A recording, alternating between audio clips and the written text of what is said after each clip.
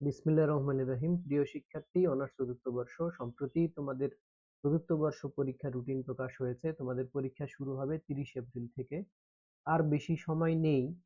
তো চলো আমরা রুটিনটা পর্যালোচনা করে দেখি যে কিভাবে পড়লে এই স্বল্প সময়ের মধ্যে একটা ভালো প্রিপারেশন তোমরা নিতে পারবে, এবং আমরা দেখব যে কোন বিষয়গুলো একটু কঠিন, যেগুলো গুরুত্ব দিয়ে পড়া দরকার। তোমাদের আর বেশি সময় নেই, আর মাত্র 49 দিন সময় আছে। কিভাবে পড়লে ভাইবা সহ 9টি বিষয়ে ফুল প্রিপারেশন সম্ভব হবে, সেই প্ল্যান আমি আজকে দেখাবো। কোন বিষয়গুলো কঠিন, যেগুলো বেশি গুরুত্ব দিয়ে পড়া দরকার, এবং আমরা দেখব কোন পরীক্ষার আগে কতদিন গ্যাপ আছে, যাতে তোমরা সেইভাবে প্রিপারেশন নিতে পারো। আমরা প্রথমে রুটিনটা দেখব। রুটিনে তোমরা দেখতে পাচ্ছ তোমাদের রিটেন সাবজেক্ট 9টি, ভাইবা সহ 10টি। তো পরীক্ষা শুরু হচ্ছে 30 এপ্রিল থেকে। আমি প্রত্যেকটা সাবজেক্টের এখানে নাম লিখেছি, এবং এগুলোর সহজ না কঠিন এটাও এখানে দিয়ে দিয়েছি।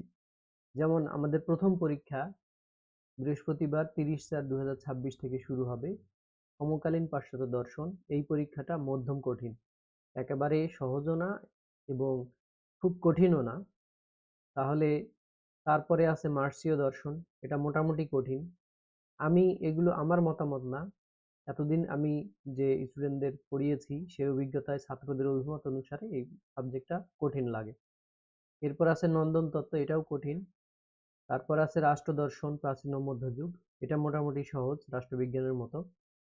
তারপর আছে বাঙালি দর্শন, এটা শব্দগুলো কঠিন এবং যে মতবাদগুলো আছে সেগুলো অনেকেই আহ, মানে অনেকের কাছে কঠিন মনে হয়। মনোদর্শন কঠিন একটি সাবজেক্ট।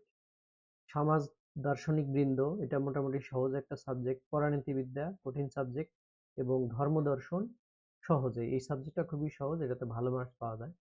এখন আমরা দেখব যে এই সাবজেক্টগুলোর আগে কয়দিন করে গ্যাপ আছে। আমাদের প্রথম পরীক্ষা সমকালীন পাশ্চাত্য দর্শন, এখানে তো আরম্ভ 30 তারিখ থেকে। মার্ক্সীয় দর্শনের আগে তোমরা 2 দিন গ্যাপ পাবে, নন্দন তত্ত্বের আগে 2 দিন, রাষ্ট্র দর্শনের আগে 3 দিন, বাঙালি দর্শনের আগে 2 দিন, মনোদর্শনের আগে 4 দিন বন্ধ আছে, সমাজ দার্শনিক বৃন্দ 2 দিন, পরানীতিবিদ্যা 17 দিন, তারপরে ধর্ম দর্শনের আগে আছে 2 দিন। তার মানে তোমরা যদি এই পরানীতিবিদ্যা এবং ধর্মদর্শন সাবজেক্টটা এখন থেকে নাও পড়ো, এই যে 17 দিনের একটা গ্যাপ আছে, 21/5/2026 হবে সমাজ দার্শনিক বৃন্দ, এরপরে 7/6/2026, অর্থাৎ 17 দিনের এখানে একটা গ্যাপ আছে। এই 17 দিনে তোমরা পরানীতিবিদ্যা এবং ধর্মদর্শনটা কভার করতে পারবে। কাজেই আমার মনে হয় তোমরা যে বাকি যে 7টা সাবজেক্ট আছে, এই 7টা সাবজেক্ট এই 49 দিনে খুব ভালো করে পড়ে নিতে পারবে। এবং তারপরে এই যখন 21 তারিখে এই সমাজ দার্শনিক বৃন্দ পরীক্ষাটা শেষ হবে, তারপর তোমরা পরানীতিবিদ্যা এবং ধর্মদর্শনটা প্রিপারেশন নিতে পারবে। এখন আমরা দেখি যে তাহলে আমাদের 2টা সাবজেক্ট বাদ দিলে থাকে 7টা সাবজেক্ট। এই সাবজেক্টগুলো যদি তোমরা প্রতিদিন এখন থেকে 3টা করে সাবজেক্ট পড়ো এবং র্যান্ডমলি এইভাবে পড়ো, তাহলে তোমরা 46 দিনে, আমরা 49 দিনের মধ্যে 3 দিন আমাদের প্রথম সাবজেক্ট সমকালীন পাশ্চাত্য দর্শন পড়ার জন্য, শুধু এটা পড়ার জন্য রেখে দিব, তাহলে আমাদের হাতে সময় থাকলো 46 দিন। তাহলে এই 46 দিন প্রথম দিন তোমরা সমকালীন পাশ্চাত্য দর্শন এটা পড়লে 2 ঘন্টা, মার্ক্সীয় দর্শন 2 ঘন্টা, নন্দন তত্ত্ব 2 ঘন্টা। এভাবে এখন থেকে যদি তোমরা 2 ঘন্টা করে নাও পড়ো, যদি 1 ঘন্টা করেই পড়ো, তাহলে প্রতিদিন 3 ঘন্টা। আর যারা ফার্স্ট ক্লাস পেয়েছো, খুব ভালো রেজাল্ট করতে চাও, তারা 2 ঘন্টা করে যদি পড়ো সারাদিনে, রাতে, তাহলে প্রথম দিন সমকালীন পাশ্চাত্য দর্শন, মার্ক্সীয় দর্শন, নন্দন তত্ত্ব, দ্বিতীয় দিন রাষ্ট্র দর্শন, বাংলায় দর্শন, মনোদর্শন। এখানে তোমাদের টাইম ফিক্স না করলেও হবে, সারাদিনে তুমি প্রত্যেকটা সাবজেক্ট 2 ঘন্টা করে পড়বে। সমাজ দার্শনিক বৃন্দ আবার এই যে এগুলা র্যান্ডমলি ঘুরে আসবে।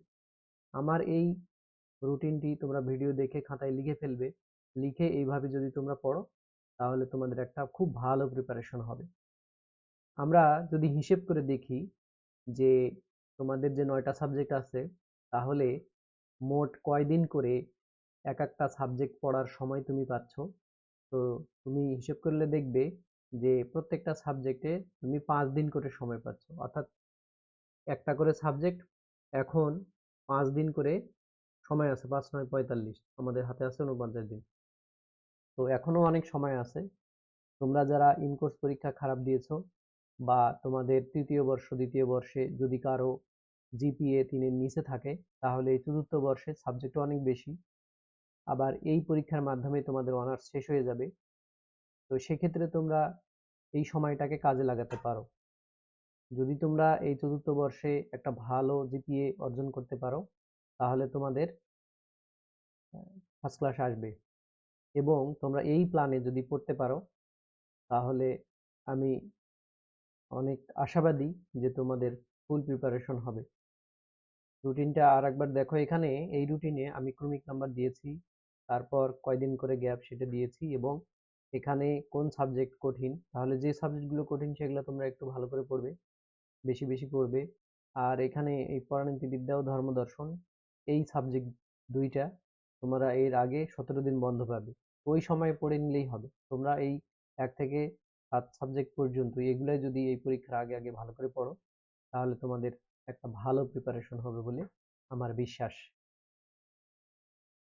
এই ভিডিওর ডেসক্রিপশনে এই রুটিন, এই পুরো পিডিএফটি দেওয়া থাকবে ডেসক্রিপশনে, তোমরা এটাকে ডাউনলোড করে নিয়ে রাখতে পারবে, এটাকে কাজে লাগাতে পারবে। প্রিন্ট করে তোমরা দেয়ালে এটা আঠা দিয়ে লাগাই দিবে, দিয়ে এটা দেখে দেখে তোমরা পড়বে। তো ঠিক আছে, তোমরা ভালো থেকো, ভালো করে পড়ো, তোমাদের জন্য শুভকামনা রইল।